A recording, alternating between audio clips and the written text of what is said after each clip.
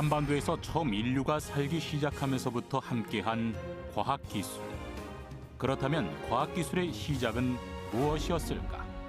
사물의 크기, 부피, 무게를 궁금해하는 것이 그 시작이 아니었을까?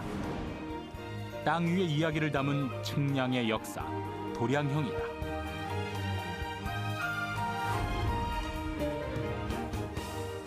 사물의 근본을 이해하기 위한 첫걸음, 길이, 부피, 무게를 재는 단위, 바로 도량형이다.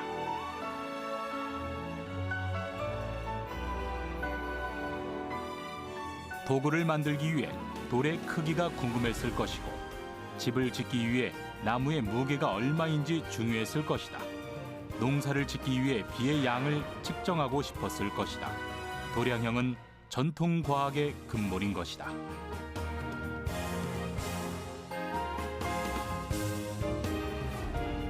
길이, 무게, 부피를 측정할 수 있기에 과학기술은 발전하기 시작했고 나라의 기준을 세울 수 있었다.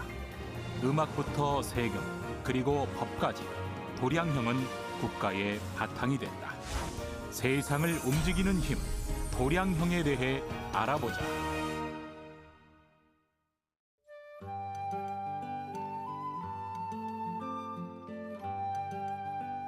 과학의 시작은 사물의 크기와 부피, 무게 등을 측정하는 데서 시작되었다고 학자들은 입을 모은다.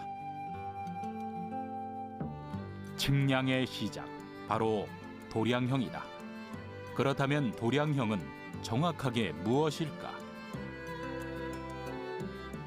한자어로서 도는 길이를 나타내는 자, 량은 부피를 나타내는 되나 말을 말하며, 형은 무게를 나타내는 저울을 말합니다.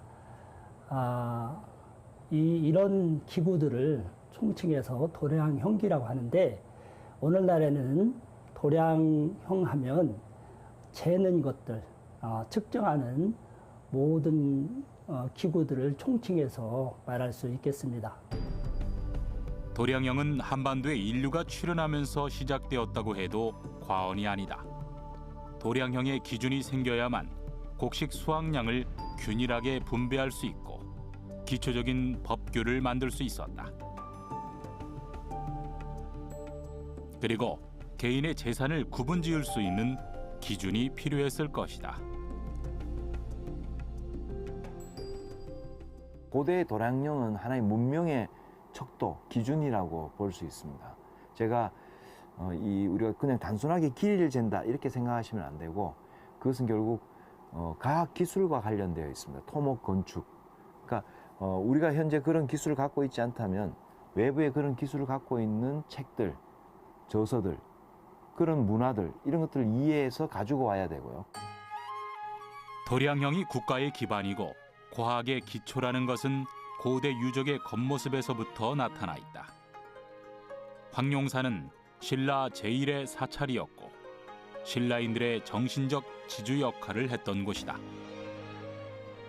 그리고 황룡사의 본존에 장육상이란 불상이 안치되었는데, 바로 장육상이란 이름에 고대의 도량형 비밀이 숨겨져 있다. 장육상이라는 것은 그 황룡사를 이제 창건을 하면서 그 본존에 안치했던 불상을 말하고 있습니다. 그래서 우리가 이제 장이라는 것은 길이의 단위인데 그 십척을 말하는 것입니다. 십척을 말하는데, 그렇다면은 이제 장육 하면은 일장육척이 되어지는 것이죠. 장육상이란 말 그대로 일장육척이라는 길이를 가리키는 이름이었다. 당시 한 장은 한 척의 10배를 가리키는 단위였다. 그렇다면 한 척의 길이는 얼마나 될까? 또 다른 신라의 불상에서 그 실마리를 발견했다. 단석산 신선사 마의 불상권으로 돌에 새겨진 부조불상이다. 그리고 불상의 높이를 3장이라고 기록한 명문 바위가 있다. 제가 한 2년 전에 그 3D로 한번 측정을 했었는데, 전체적인 높이가 그 6m 한 62cm 정도였습니다. 정확하게. 이걸 가지고 이제 1척을 곱하면은 한 22.7cm 정도 이와 같은 길이를 가지게 되는 것이죠. 이제 그렇다면은 이 당시에 삼국시대 같은 경우에는 좀 한 척을 우리가 사용을 했다. 불상을 제작하거나 사찰을 축조할 때는 도량형이 필요했다. 일정한 수치를 재는 도구나 단위가 없다며 사실 건축과 토목 그리고 불상을 만드는 것조차 불가능한 것이다. 한반도에 고대 국가는 형성될 수 없었던 것이다. 도량형이 존재했기에 우리가 알고 있는 고구려, 신라, 백제가 건설되고 역사를 쓸 수 있었던 것이다.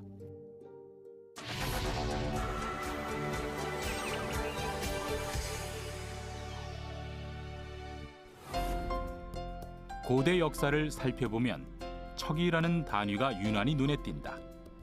고대의 단위 척의 이해는 전통 과학기술의 실마리일지도 모른다. 그렇다면 척이란 정확히 무엇이며 우리 역사에 왜 잦은 출현을 하는지 그리고 고대 과학기술에 미친 영향은 무엇일까? 기본적으로 이제 도량형의 가장 기준이다라고 이야기를 할 수가 있습니다.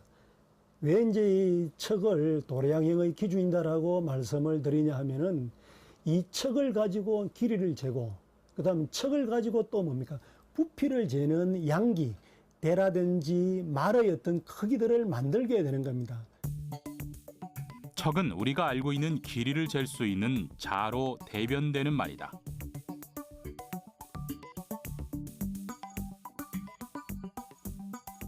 길이의 단위로 사물의 길이를 재고 척을 기준으로 또 다른 과학 도구인 측량 도구를 만들 수 있는 도량형의 근간인 것이다. 척이란 단위는 어떤 근거에서 시작된 것일까? 척 같은 경우에는 그 사람의 어떤 한 뼘을 가지고 이제 기준으로 했었고, 그다음에 이제 부피를 재는 경우에도 이 사람의 두 손을 가지고 퍼올리는 이와 같은 식으로 해서 아마 계량을 하지 않았느냐. 그것은 나중에 이제 중국 고대 같은 경우에는 이 황종을 기준으로 해서 이와 같은 계량 단위를 만들어서 그 기준으로 해서 역사적으로 계량의 단위가 이제 점차 변화가 되어졌다라고 우리가 이야기를 할 수가 있겠습니다. 척은 사람의 한 뼘이다. 한 뼘은 엄지손가락과 검지를 벌린 길이를 나타낸다. 이것은 중국 문헌에서도 찾을 수 있는데 공자가어 왕언해를 살펴보면 손가락으로 척을 잰다는 기록이 있다. 척은 사회가 발전할수록 그 길이가 늘어났다.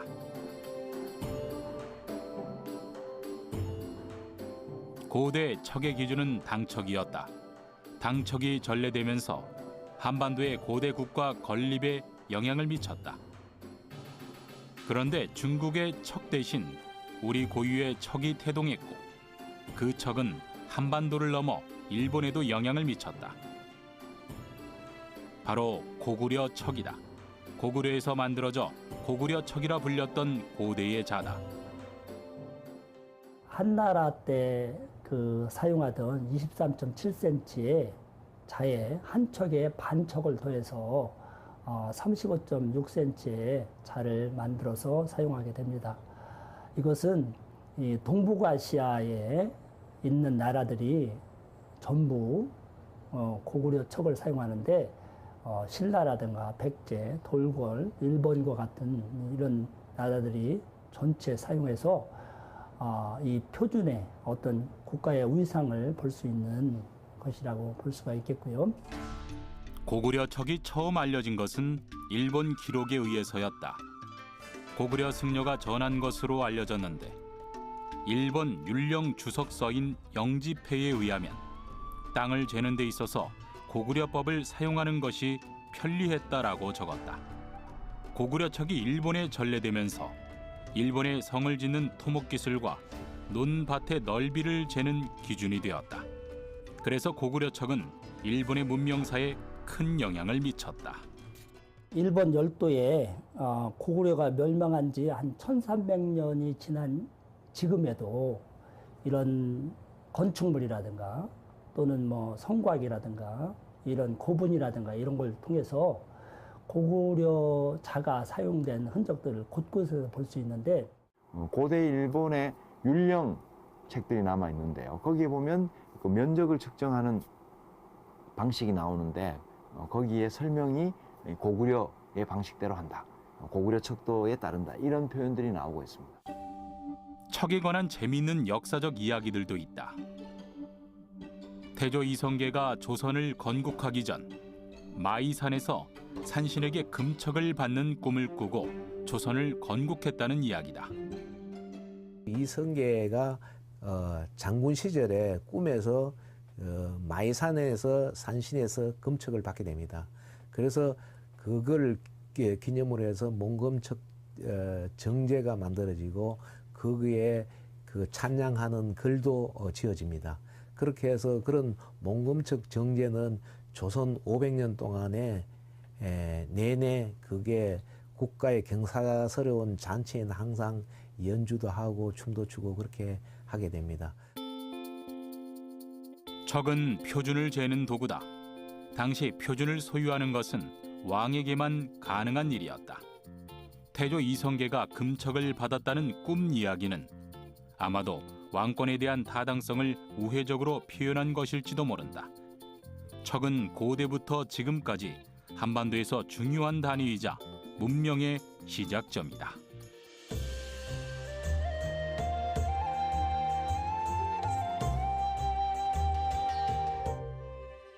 국립청주박물관에는 특별한 도량형 도구가 전시되어 있다.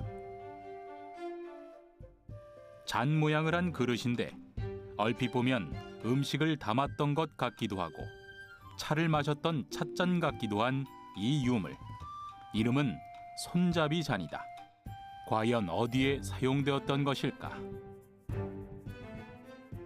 백제의 대표적인 토기 가운데 컵 또는 큰 바리 형태의 그 손잡이가 달린 토기를 파베라 부릅니다. 손잡이는 한쪽 또는 양쪽에 달리기도 하는데요. 그 꼭지 모양이라든지 둥근 고리 모양, 그 형태가 다양합니다. 특히 청주 신봉동 유적에서처럼 말머리 장식에 손잡이가 달리기도 합니다. 파베는 백제의 출토 유물 중 하나다. 타원형 형태로 내용물을 붓거나 옮길 수 있다. 그리고 자세히 살펴보면 일정한 간격으로 표시된 눈금을 발견할 수 있다. 그렇다면 파베에 담을 수 있는 양은 얼마나 될까? 지금 현재 단위로 부피를 이제 환산해 봤을 때 대략 2리터에서 4.9리터까지 용기가 그 용량을 담을 수 있었던 이제 크기로 알려져 있는데요. 당시에 그 부피를 알 수 있었던 그런 토기로 볼 수가 있습니다. 파베가 발견된 곳은 청주 신봉동 고분군 유적이다. 이 유적지는 백제의 군사시설이다.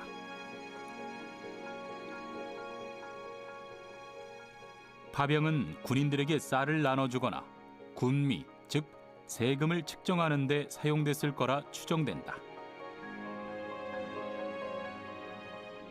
세금과 관련된 또 다른 도량형 도구가 있었다. 바로 목간이다. 나무로 만든 자의 형태이다. 목간은 주로 징수된 세금에 납세자들이 붙였던 것으로 납세자의 이름이나 납세량이 적혀져 있었다. 목간을 사용했던 이유는 이동 중 분실되거나 납세량이 지워지지 않게 하기 위해서였는데 목간은 중요한 도량형 자료이기도 하다. 목간은 주로 이 꼬리표 목간으로 많이 활용됩니다. 거기에다가 납세자의 이름을 적고 납세자가 얼마의 양을 국가에 세금으로 냈는가를 기록해놨어요. 그러니까 당연히 거기는 도량형, 특히 양제에 해당되는 것들이 기록되어 있습니다. 그중에 이제 우리와 현재까지도 많이 쓰이고 있는데요. 한석, 두석 할 때 도량형 단위인 그 석이 거기에 적혀 있고요. 세금 징수 내용뿐 아니라 당시 관리 제도를 적은 목간도 발견되었다. 목간은 자의 형태이다. 그리고 그 안에는 세금, 신분제도, 그리고 규율을 어겼던 관리의 반성문까지 다양한 내용을 담고 있다. 그렇다면 왜 자의 형태의 국가와 관련된 내용들을 담은 것일까? 도량형이 나라를 지키는 힘이라는 것을 우리 선조들은 이미 알고 있었던 것은 아닐까?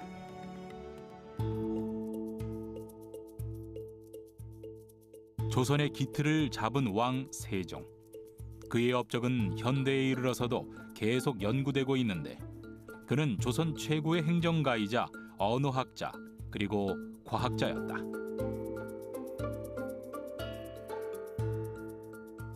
또한 무척이나 음악을 사랑했던 왕이었다. 아니 박연이 39번째 상소문을 올렸구나. 조선의 음악을 재정비하자는데 황종율관을 만들자는 것은 또 무슨 소리인지.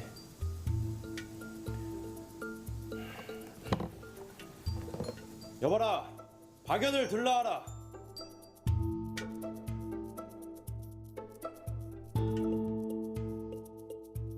전하, 소신의 상소를 읽으셨나이까? 그렇소. 39번째 상소를 읽고 그대를 불렀소. 황종율관을 만들겠다고. 예, 중국의 것이 아닌 우리의 황종음을 찾기 위해서 황종율관을 만들어야 합니다. 세종은 우리만의 황종음을 만들 수 있게 황종률관을 제작하라 지시한다. 그리고 이 지시는 조선의 도량형 탄생을 알리는 신호탄이었다. 황종음이란 다른 음들의 기준이 되는 기본음이다. 황종음을 만들어야 악기나 악보를 만들 수 있는 것이다.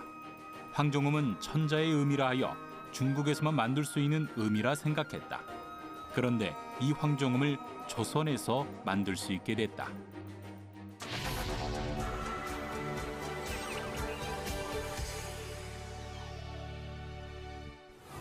우리 전통 음계는 12음계가 기본이다. 황종, 대려, 태조, 협종, 고선, 중려, 유빈, 임종, 이칙, 남녀, 무역, 응종. 이 중에서 첫 음계는 황종음인 것이다. 황종율관은 우리가 그 소리의 파장을 한 파장을 31.25cm로 규정하고 있는데 한 피리의 길이가 31.25로서 소리의 한 파장을 나타내는 것으로서 이것은 지름이 1cm, 둘레가 3cm, 다시 하면 한 3.14파이에 해당하는 것으로서 이것을 이제 길이의 척도로 삼는 기준을 만들었다는 것이 굉장히 놀라운 것입니다. 황종률관은 황종음 소리를 내는 관으로 박연의 연구 결과 조알 100개를 나란히 놓으면 황종률관 길이가 됐다. 약 31.25cm다.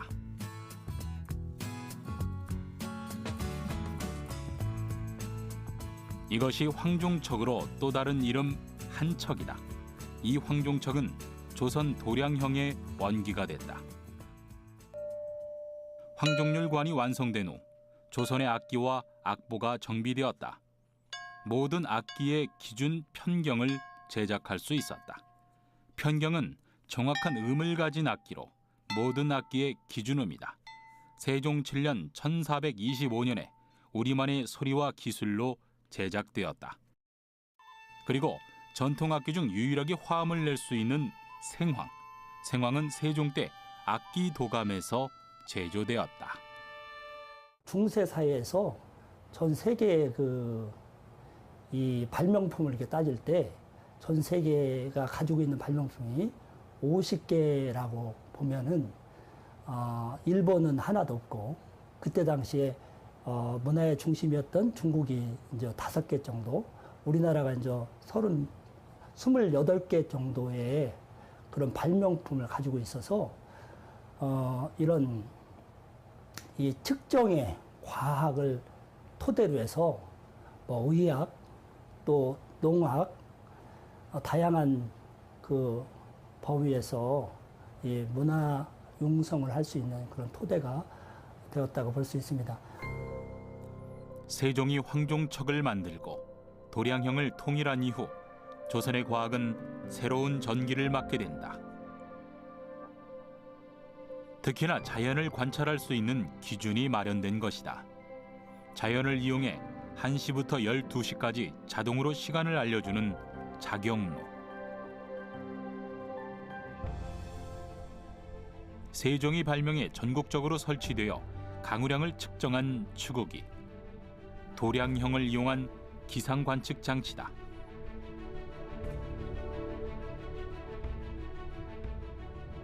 세종과 왕비가 사냥을 구경하기 위해 만든 기리고차, 수레를 이용해 거리를 잴 수 있는 장치다. 황종척을 이용해 천체의 운행과 그 위치를 측정하던 천문 관측기 혼천의 발명은 천문학 발전의 토대가 됐다. 세종은 도량형을 이렇게 표현하고 있습니다. 백성의 삶을 헤아리는 것이 도량형이다. 이렇게 이제 표현할 정도로 도량형이 우리의 과학을 기본적으로 이끄는 어떤 중추적인 역할을 한 것이 우리 한국의 전통 도량형이 아닌가 이렇게 생각합니다.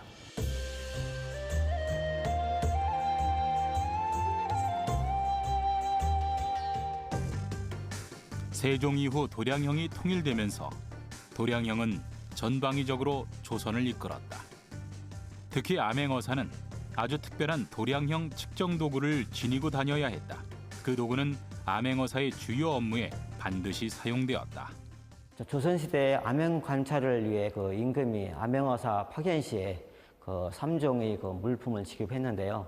그 장거리 이동에 필요한 말을 탈 수 있는 그 권한이 있는 그 마패와 그 암행어사의 그 직무 규정인 그 사목, 그리고 민생을 살피는 그 애민세상의 바탕을 둔 그 유적을 지급했습니다. 암행어사의 필수품 유척은 노수로 된 자였다. 암행어사가 노수로 된 자를 가지고 다닌 이유가 무엇일까? 길이가 그리 길지도 짧지도 않은 이 노자로 암행어사는 무엇을 한 것일까? 사실 노수로 만든 유척의 쓰임과 이름은 다양하다. 황종척 악기 제조와 음율을 맞추는 표준척, 목공과 건축에 사용했던 척도 영조척, 의복을 만드는 포목의 매매와 제단을 위해서 사용되었던 포백척, 종묘나 문묘 등 각종 예기를 제작하는 데 사용한 척도 조래기척, 도로 토지를 재거나 기구를 측정하는 데 사용한 척도 주척이 있었다. 사각 유척은 굉장히 중요한 것이죠. 왜냐하면 일상생활의 기본적인 어떤 단위로서 그 눈곱이라도 속일 수 있다든가 뭐 이런 것들이 있을 수 있었기 때문에 이 기본되는 자를 만들어서 그 암행어사라든가 이런 사람들이 이제 지니고 다니면서 이제 그 속이고 하는 것들을 적발할 수 있는 그런 기준이 됐던 것이 있었던 것이죠. 1793년 정조 17년 파주에는 2일과 7일의 규모가 큰 5일장이 섰다. 각 지역의 상인들이 모였는데 당시 관아에서 장세를 무리하게 걷어들였다. 그래서 상인들의 원성이 자자했다. 억울합니다. 억울해요. 뭐가 억울하느냐? 장사를 했으면 장세를 내는 것이 당연한 것을. 국밥 얼마나 팔았다고 쌀을 이만큼 가져가시면 저는 어찌해요. 오늘 국밥 한 만큼 드린 거니 더 이상은 없어이다. 이것이 뚫린 입이라고 어디서 무엄하다! 어? 이 사람 그리고 장세는 그 임금님께 가는 중요한 재원이야. 어? 그 내 사리사욕 채우자고 그러는 게 아니란 말이야. 장세는 시장에서 상인들에게 받는 세금으로 한양 중앙조직으로 넘어갔지만 그 전에 지방관리들이 세금을 더 걷어들여 일부를 빼돌렸다. 암행어사 출두요! 암행어사 홍나규가 장세에 관한 비리를 조사 중이었다. 그는 마침 비리의 현장을 급습하고 상인들의 고충을 들을 수 있었다. 내가 밖에서 듣자 하니 장세가 무엇이냐?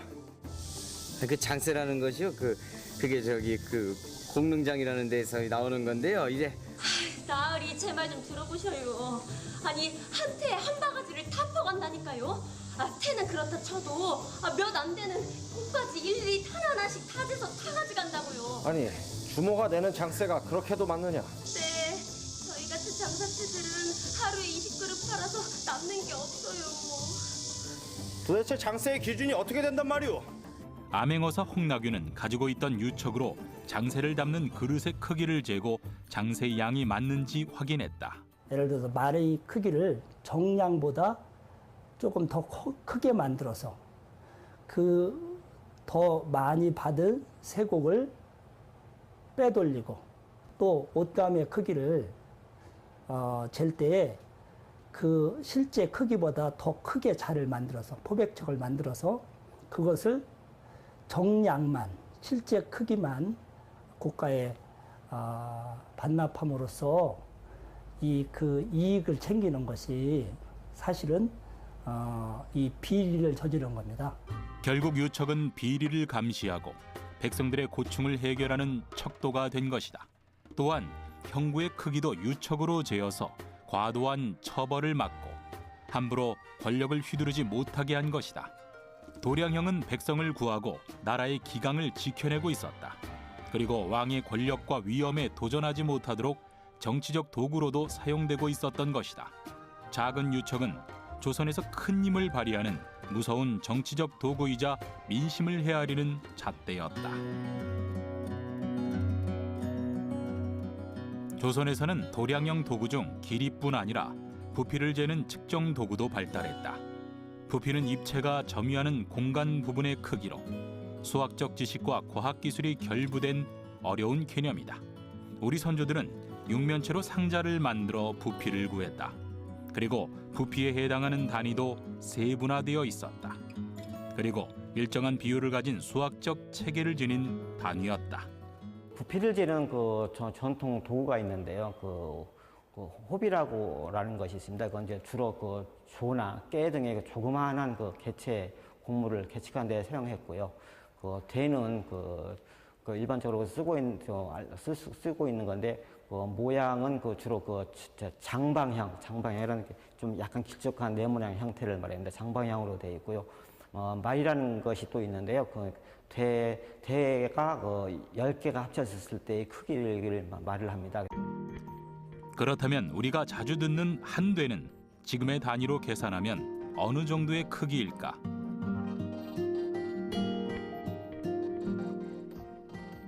우선 호배의 양을 알아야 할 것이다.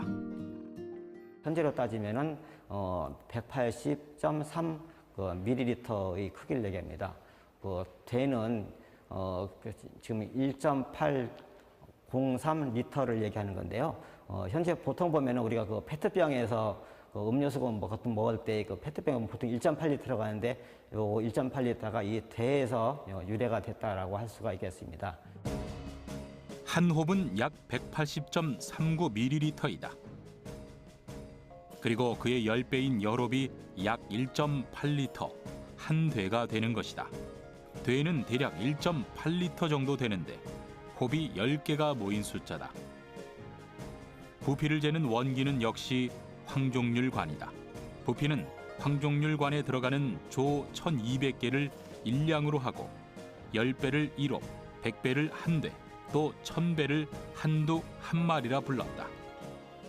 음악의 율관의 부피를 기준으로 해가지고 그 속에 들어가는 물의 무게를 기준으로 해가지고 무게의 기준을 만들게 되는데 현대에서 킬로그램 원기를 만들 때 똑같이 물의 무게를 기준으로 해서 물의 질량을 기준으로 해서 그 킬로그램을 만듭니다. 그거하고 거의 같은 원리라고 볼 수 있습니다. 그런 것들이 옛날 도량형하고 현대 도량형 사이에 유사성이 있지 않았나 그렇게 봅니다. 그런데 사실 한 대 한 홉은 지역마다 조금씩 차이가 있었다. 도량형의 통일이라는 큰 관점에서 보면 같은 단위를 쓰지만 그 양이 지역마다 조금씩 달랐던 것이다. 1700년대 경상도 지역에서 있었던 일이다. 부부는 주인이 바뀐 쌀집에서 쌀을 사면서 시작됐다. 아니, 내가 항상 쌀을 사는데 주인이 딱 바뀌었더라고. 한양에서 왔다나. 그런데요? 아니, 원래 같으면 내가 한 대 주시오 이러면 경상도 같으면 원래 이렇게 한가득 줘야 되는데 오늘은 요만큼밖에 안 줬다니까요. 아니, 그 한양에서 온 여자 사기치는 거 아니에요? 사기치는 거 아니야? 그럼 아주 홍구령을 내줘야지 그거 가만히. 아 잠깐. 경상도에서는 한 대가 한 이 정도 돼요. 그런데 한양과 경기도에서는 그 절반인 이 정도 되니까 새 주인이 한양 출신이라면 맞게 준 것이오.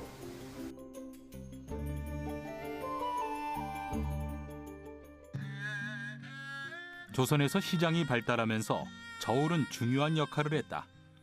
상인뿐 아니라 소비자에게도 정확한 무게는 돈과 직결된 문제였기 때문이다.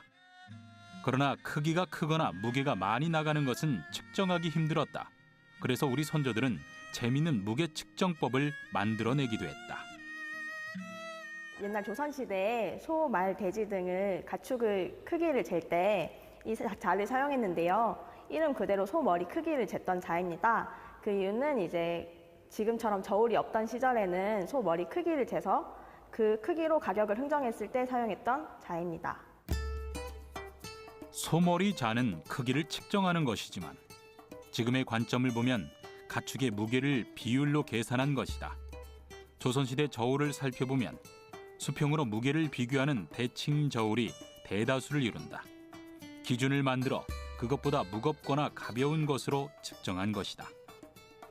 물론 당시에는 무게의 시작점인 0이나 1, 2, 3 등 우리가 알고 있는 숫자의 개념이 달랐기 때문에 기준을 두고 무게를 비교하는 것이 가장 정확한 무게 측정 방법이었을 것이다.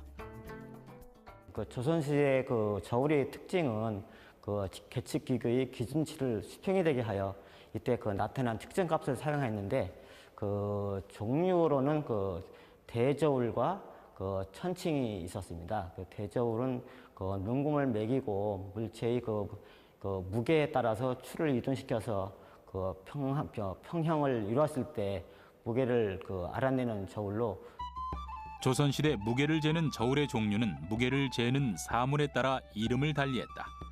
소칭은 금은 같은 작은 것들을 재는 저울, 중칭은 곡식이나 채소 등 생활용품을 재는 저울이었다. 대칭은 쌀가마, 보리, 돼지 등 무거운 물건을 측정하는 데 사용했다. 천칭은 지렛대 양쪽에 똑같은 크기 저울판을 달고, 그리고 한쪽은 계측할 물건을 달고 한쪽은 추를 놓아서 평형을 이루었을 때 분동의 무게로 계측하는 저울이며 일명 맞저울이라고도 합니다. 조선시대 논밭을 측량하는 것은 조세를 거두는 중요한 기초였다. 그런데 논밭을 측정하는 것은 단순히 땅의 넓이만 구하는 것이 아니었다. 조세가 백성에게 가혹하지 않도록 장부에 기록할 때 그 땅의 수확량까지 기록해 땅을 측정했다. 소출과 관련되는 것입니다. 이 땅에는 얼마의 식량을 얻을 수 있다. 즉 생산량과 관련해서 면적을 생각하는 거죠. 왜 이렇게 생각하냐 하면 토질이 각각 다르기 때문에 아무리 넓어도 토질이 나쁘면 생산량이 떨어지고, 면적이 좁아도 토질이 좋으면 생산량이 높습니다. 결부제는 곡식 수확량과 전체 면적 및 조세 수치를 연결해 파악하는 단위다.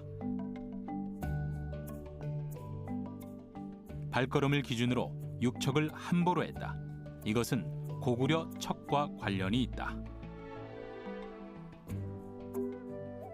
결국 고구려축 문화와 관련되어 있기 때문에 애초에 고구려에서 그런 생산량을 기준으로 한 면적의 개념들이 만들어지고, 그것을 고구려축을 받아들였던 신라, 고대 일본의 이런 결부제 문화가 이어져 내려갔다고 생각됩니다. 이것은 이후에 신라에서 완성된 다음 고려, 조선으로도 계속 이어지고 있습니다.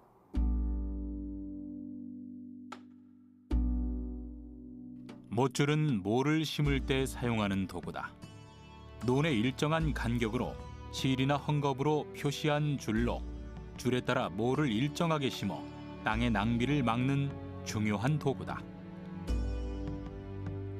지금까지도 못줄은 논농사에서 중요하게 쓰이는데 대부분 일제강점기에 시작된 것으로 알려졌다.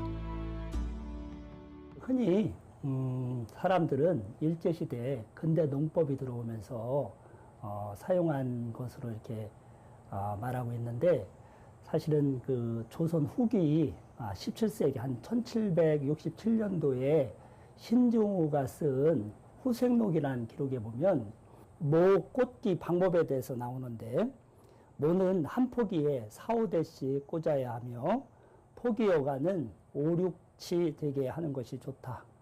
줄사이는 곧바르게 하며 발을 자주 옮기지 말아야 한다고 했습니다. 이런 정황으로 봤을 때 한 17세기 후반서부터 이 도량 줄모를 했던 것을 이렇게 알 수가 있습니다.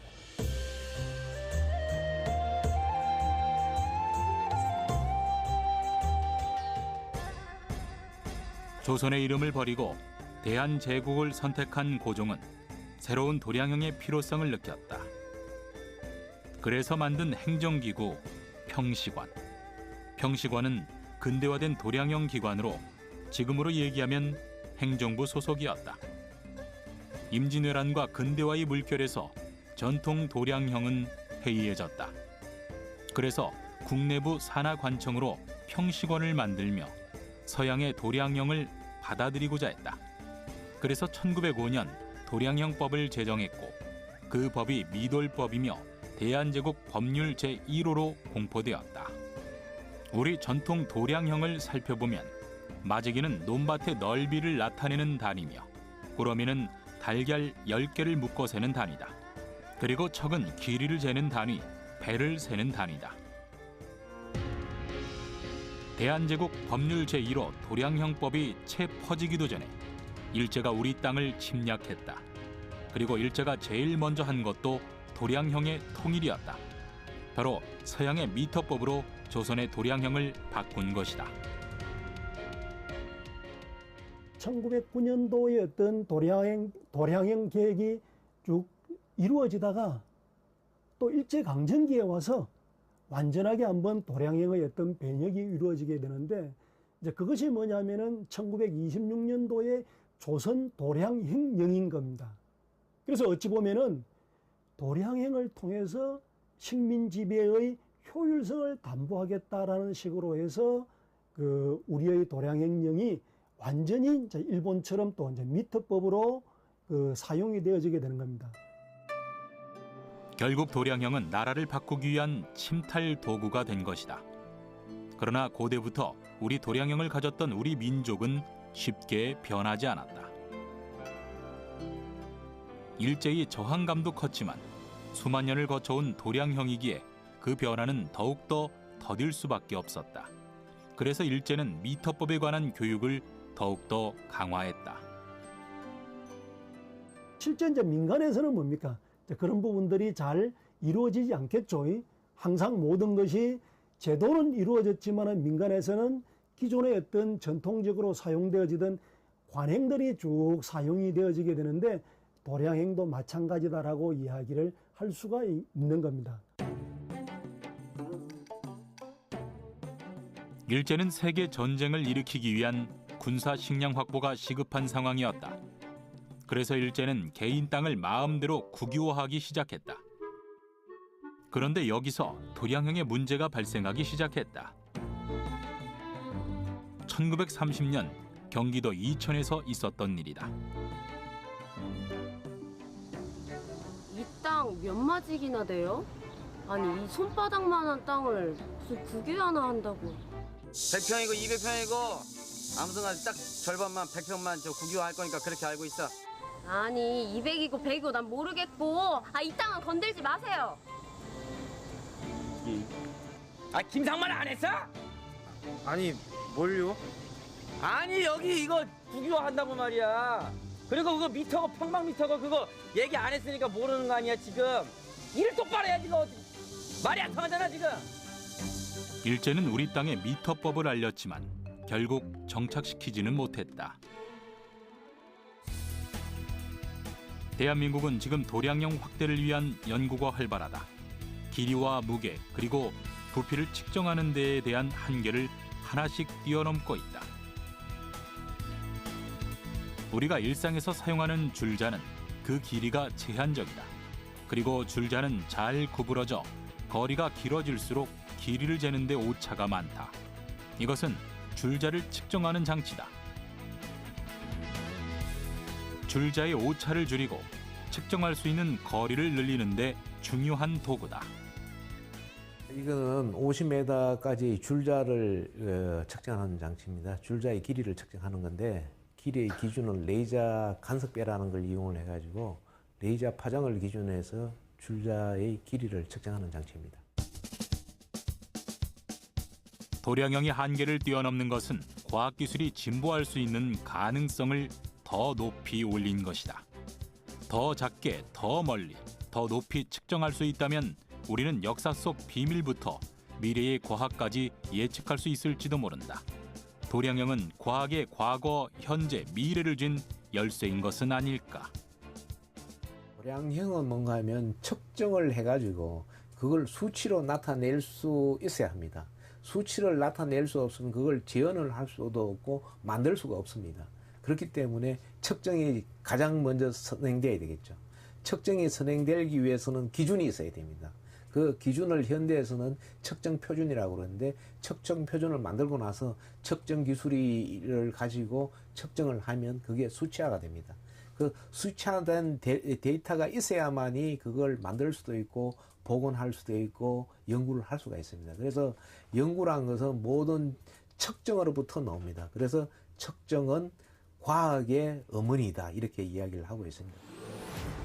도량형으로 무언가를 측정한다는 것은 사물의 겉모습이 아닌 본질을 꿰뚫은 것이다. 형태부터 쓰임새까지 그리고 또 다른 기술과 접목될 수 있는지 아는 것, 그것이 도량형이다. 세상을 움직이는 모든 것들은 도량형 안에 있다. 그래서 도량형은 세상을 바꾸는 힘이 될 수 있는 것이다. 미래에는 또 어떤 도량형이 생길까? 그러면 세상은 또 어떤 모습으로 변화되었을까?